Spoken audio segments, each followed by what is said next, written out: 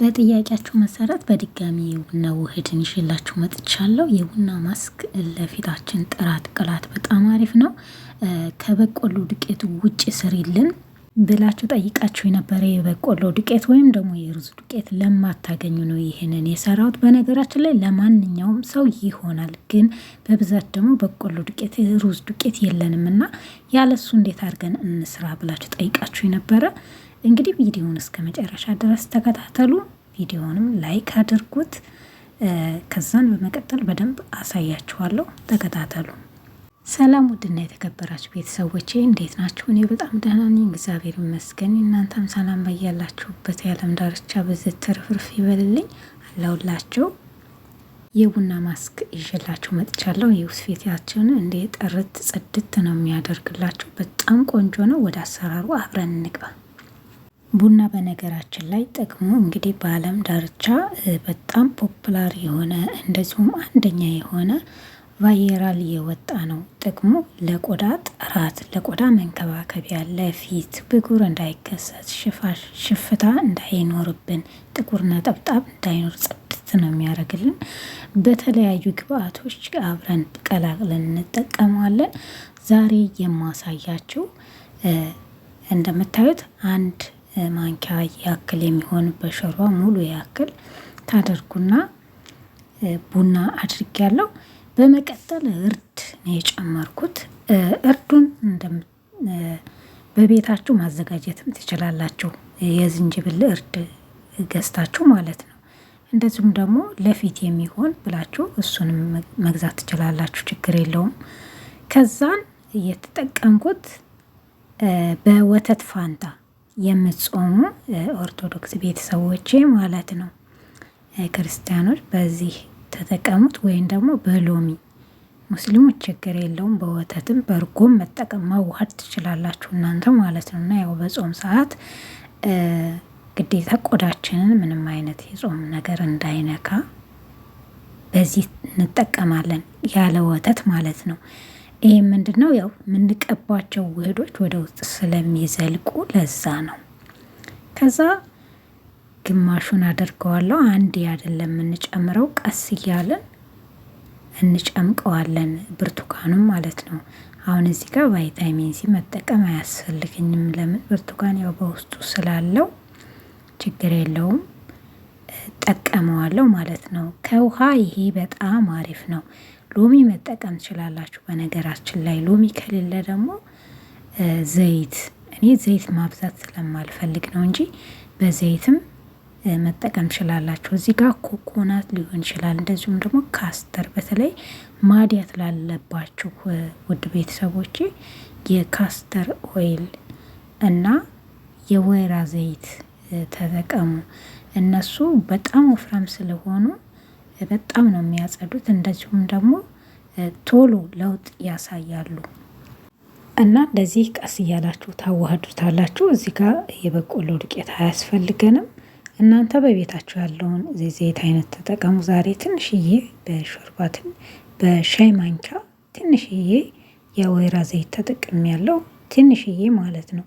ለወዛሞች በዛ ማድረግ ትችላላችሁ። እና ያው ብርቱካኑ ነው የምጨምቅበት። ቀስ እያላችሁ በምን አላላችሁ እንዳትሉኝ እና በደንብ ተመልከቱ። ያው ቀስ እያልኩ ጨምረዋለሁ ማለት ነው። ይሄ ለእጃችሁም ለፊታችሁም አጠቃላይ ለቆዳችን እጅግ በጣም ጠቃሚና ወሳኝ ነውና ተጠቀሙበት። ትወዱታላችሁ። እንደዚሁም ደግሞ ለውጥ ታገኙበታላችሁ። በጣም ለውጥ ያሳያል። ቡና በጣም ነው ቆዳን የሚያጠራውና በተለያየ ነገር መጠቀም ትችላላችሁ። እና ደግሞ አንድ እህቴ ወተት ባይሆንስ ኒዶ ብንጠቀምስ ብለሽ ጠይቀሽኛል። ትችላላችሁ።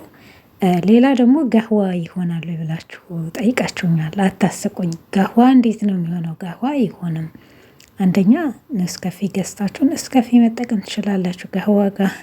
ጋህዋ ማለት እኮ በጣም ሻካራ ቅመም የበዛበት ሄል ያለው ነው። እንዴት ለቆዳ ይሆናል? እሱ አይሆንም።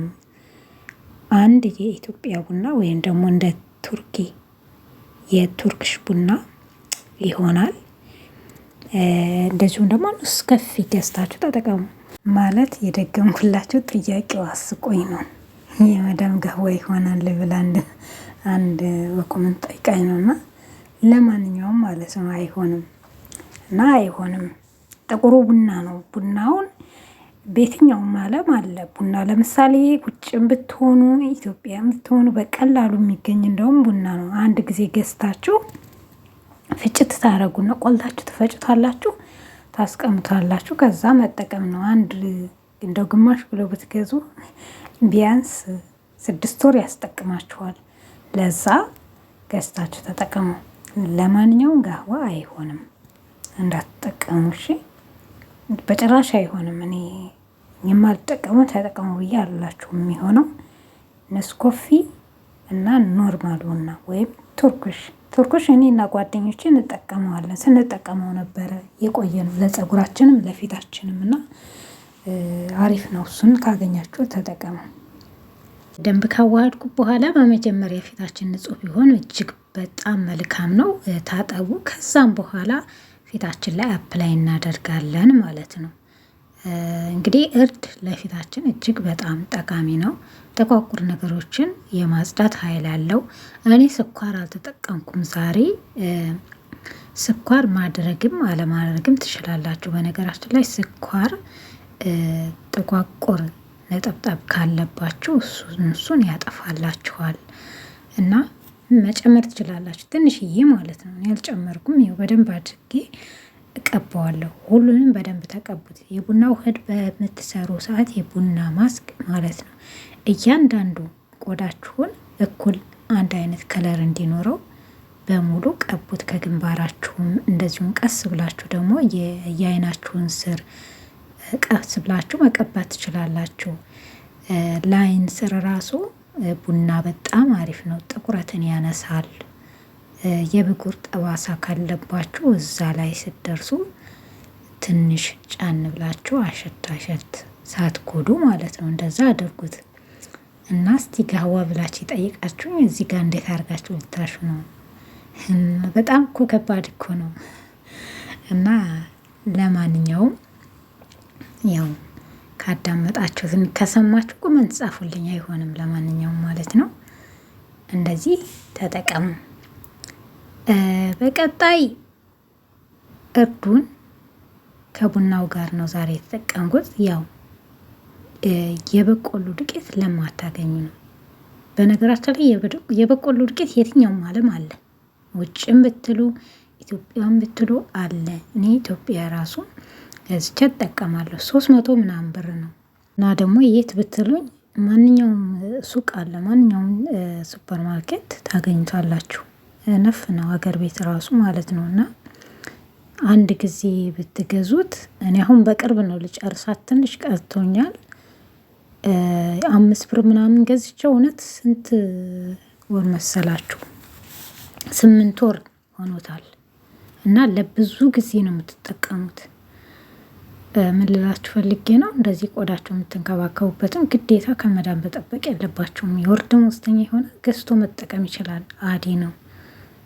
ምክንያቱም ለራሳችን የምጠቀምበትን እንደ እነሱን አንጡ ማለት ራሱ በጣም ሸም ይይዛል። እኔ በራሴ እንደዛ ነው የምመክራችሁ ማለት ነው። ብዙዎቻችሁ እንዴት ምናምን ስለምትሉኝ ስለምትጠይቁኝ ነው። አይና አውቃለሁ ሸም ይይዛል። እና ስለዚህ የራሳችን መግዛት መልካም ነው። ገዝተን አስቀምጠን መጠቀም፣ ቆዳችንን መንከባከብ። በደንብ እንደዚህ አድርጌ ከቀባሁት በኋላ ልክ ፊታችሁ ላይ ቢያንስ ከ1 እስከ 25-30 ደቂቃ ታቆይታላችሁ ማለት ነው። ከዛ እየተረፈኝን እኔ እጄን እቀባዋለሁ እና ይሄ ደግሞ ለእግርም ለእጅም ይሆናል ማለት ነው። በጣም አሪፍ ነው። በነገራችን ላይ ቡና ተቀብቼ እኔ ፊቴንም ሆነ እጄን ስታጠብ እንዴት እንደሚያጠራ አትጠይቁኝ። በጣም ነው ግሎዊንግ የሚያደርገው። በጣም ቆንጆ ነው። ያው እንግዲህ ተመልሼ መጥቻለሁ። እጄን ቀደም ብዬ ታጥቤው ነው። እኔ በነገራችን ላይ እኔ ቪዲዮን ከሰራሁት በኋላ ነው ድምጽ ማስገባላችሁ ማለት ነው። እና እልፍ ምናምን ካለ ይቅርታ፣ ለዛ ነው። ከዛን ይውላችሁ እዩ፣ ተመልከቱ እንዴት እንደሚያጠራ። አሁን ይሄ 25 ደቂቃ እስከ 30 ደቂቃ በቃ ከ1 እስከ 30 እስከ 25 ደቂቃ እንደተመቻችሁ ማቆየት ትችላላችሁ። ምንም ሳይድ ኢፌክት የለውም። ቆዳችንን የሚጎዳን ነገር የለም። ሁሉም ተፈጥሯዊ የሆኑ ናቹራል ነው። ምንም አይጎዳም ማለት ነው። እንዴት ግሎ እንደሚያደርግ አትጠይቁኝ። በጣም ቆንጆ ነው እና እርድም እንደምታውቁት ብቻውንም ይሆነናል። ስናዋህድም ደግሞ ዘይት አብዝታችሁ ማትፈልጉ የአበባ ውሃ መዋያ ወርድ ማለት ነው። እሱንም መጨመር ትችላላችሁ ከወተት ከእርጎ ውጪ ማለት ነው። ጾም ካልሆነ ወተት ወይም ደግሞ እርጎ ብትጠቀሙ መልካም ነው። በተለይ ጥቁር ነጠብጣብ ያለባችሁ እርጎ ያን ጥቁር ነጠብጣብ የማንሳት ኃይል አለው። ልክ እንደ ማርና እንደ ስኳር ነው። ዮጋርት ማለት ነው። መጠቀም ትችላላችሁ። በጣም አሪፍ ነው። እንደዚሁም ደግሞ ወተት እና በደንብ አድርጋችሁ ማንሳት ነው። በመጀመሪያ እንደዚህ ሙልጭ አድርገን ከመታጠባችን በፊት እናነሳዋለን። ስንታጠብ እንዳያቆየን ማለት ነው። የምር ማለት ነው። በጣም አሪፍ ነው። ተጠቅማችሁ ደግሞ ያገኛችሁትን ለውጥ ደግሞ በኮመንት ብታሳውቁኝ ደስ ይለኛል። ታጥቤ ስመለስ ደግሞ ላሳያችሁ። ይኸው ታጥቤ ስመለስ እና ውሃዬ ነኝ። ምንም አልተቀባሁም። እንደምታዩት ውሃው ፊቴ ላይ እያያችሁት ነው። እዩት። ከዛ ቀስ ብለን ፊታችንን ከታጠብን በኋላ በደንብ እንደዚህ ውልቅ ማድረግ የለብንም። ቀስ ብላችሁ ውሃዋን ብቻ ብድግ አድርጉ። እኔ ፎጣ አልወድም። ፎጣ በጣም ነው የሚኮሰኩሰኝ። በነገራችን ላይ የግድ ነው በቃ ከማድረገው እና በሶፍት ነገር እንደዚህ በቀላሉ 1-2 ሶፍት ተጠቅማችሁ ማንሳት እያችሁት። ከዛ ሞስቸራይዝ እናደርገዋለን በዚህ ማለት ነው። ይሄ ለእጄ፣ ለፊቴ፣ ለእግሬ ራሴ የሰራሁት ነው። ያላያችሁት ካላችሁ አይታችሁ ሰርታችሁ ተጠቀሙት። በጣም አሪፍ ነው። በሩዝ ውሃ ነው የሰራሁት። ራይስ ዋተር ማለት ነው። ክሬም ነው በነገራችን ላይ ማስክ አይደለም። ተቀብተን የምናሳድረው የምናውለው ነው። በጣም አሪፍ ነው። እንደምትወዱት ተስፋ አደርጋለሁ። በዚህ መንገድ ተጠቀሙት። የዛሬው ቪዲዮ ይሄንን ይመስል ነበረ። በሌላ ጊዜ ደግሞ በአዲስ ቪዲዮ እስከምንገናኝ ድረስ ስለተከታተላችሁ እጅግ በጣም አመሰግናለሁ። ለቻናሌ አዲስ የሆናችሁ ማለትም ገና ዛሬ የመጣችሁ ላይክ እንደዚሁም ሰብስክራይብ አድርጉ።